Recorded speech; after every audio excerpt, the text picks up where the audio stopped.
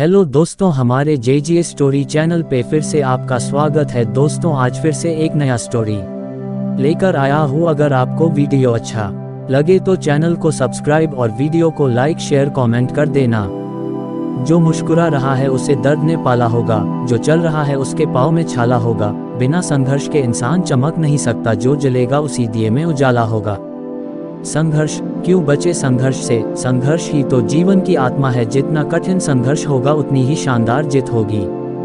एक बार एक किसान भगवान से बहुत ही नाराज हो गया। किसान बहुत मेहनती था, बहुत मेहनत से वह खेतों में अनाज उगाता, उसकी देखभाल करता, पर अक्सर उसकी फसल खराब हो जाती। कभी सूखा पड़ जाता, कभी बाढ़ आ जाती, कभी तेज धूप, कभी आंधी, कोई न कोई कारण बन ही जाता कि उसकी फसल खराब हो जाती। एक दिन वह किसान गुस्से में आसमान की ओर देखकर भगवान से कहा, हे ईश्वर, आपको लोग सर्वज्ञता मानते हैं कि आप सब जानते हैं, कहते हैं कि आपके इच्छा के बिना एक भी पत्ता नहीं हिलता, पर मुझे तो लगता है कि आप छोटी सी छोटी बात भी नहीं जानते। आपको तो ये भी नहीं पता कि खेती बाड़ी कैसे करते हैं। अगर आप जानते होते तो हर समय जो बाढ़, आंधी और तूफान आते हैं वो कभी नहीं आते। आप नहीं जानते कि कितना नुकसान उठाना पड़ता है हम किसानों को।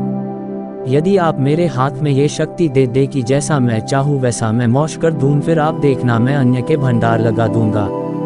भगवान इस किसान के तीखे वाक्य सुनकर मुस्कुरा रहे थे और वह किसान के सामने प्रकट होकर बोले, मैं आज से तुझे ये शक्ति देता हूँ कि तुम अपनी खेतों पर तुम्हारी जैसी इच्छा ही तुम वैसा मौज कर दोगे। मैं बिल्कुल भी दखल नहीं दूंगा, तुम्हारी इच्छा से सब कुछ होगा। किसान बहुत खुश हो गया। किसान ने गेहूं की फसल अपनी खेतों में बोई। जब उसे लगा कि खेतों को धूप चाहिए तो खेतों को धूप मिले, जब पानी बरसना चाहिए तभी पानी बरसा। आंधी, तूफान, बाढ़ कुछ भी उसने अपने खेतों पर आने नहीं दिया। किसान के खेत में इस वर्ष ऐसी फसल हुई जैसी कभी नहीं हुई थी। हरी भरी लहलहाती फसल। मन ही मन वह बहुत खुश हो गया और सोचने लगा, अब सबूत के साथ दिखाऊंगा भगवान को कि इसे कहते हैं शक्ति का सही उपयोग। मेरी सफलता देखकर उन्हें अपनी नियम जरूर बदलने पड़ेंगे।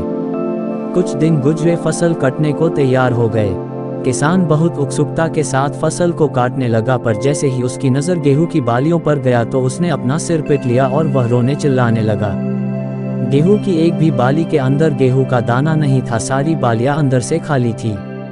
किसान बहुत दुखी हो गया। उसने भगवान को रोते हुए फिर पुकारा, हे प्रभु, तुमने ये मेरे साथ क्या किया? क्या तुमने मुझे कोई सजा दी? भगवान बोले, पुत्र, ये तो होना ही था। तुमने पौधों को संघर्ष करने का मौका ही कहाँ दिया? ना तो तुमने उन्हें आंधियों से जूझने दिया, ना तेज बारिश से सहने दिया और ना ही धूप में तपने दिया।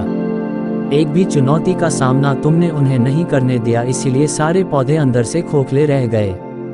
जब आंधी, तूफान, तेज बारिश और धूप पड़ती है तभी ये पौधा अपने अस्तित्व को बचाने के लिए संघर्ष करते हैं, और इसी संघर्ष से एक बल पैदा होता है जिसमें शक्ति होती है, ऊर्जा होती है, और यही ऊर्जा पूर्ति तेरे गेहूं के दानों की तरह जो नहीं फूटी। तूने उन्हें कठिन परिस्थितियों से गुजरने ही नहीं दिया जहां उनके अस्तित्व का जन्म होता।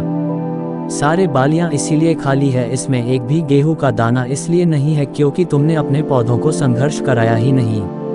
याद रखिए, स्वर्ण में सवर्णीय आभा तभी आती है जब वह आग में तपने, गलने और हथौड़े से पीटने जैसे संघर्षों से गुजरता है।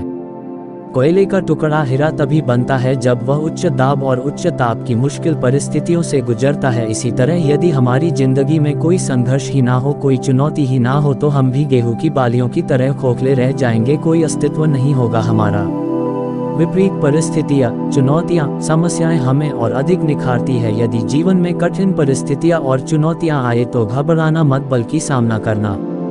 विश्वास करना कि आप और अधिक निखर जाओगे और अधिक मजबूत बन जाओगे।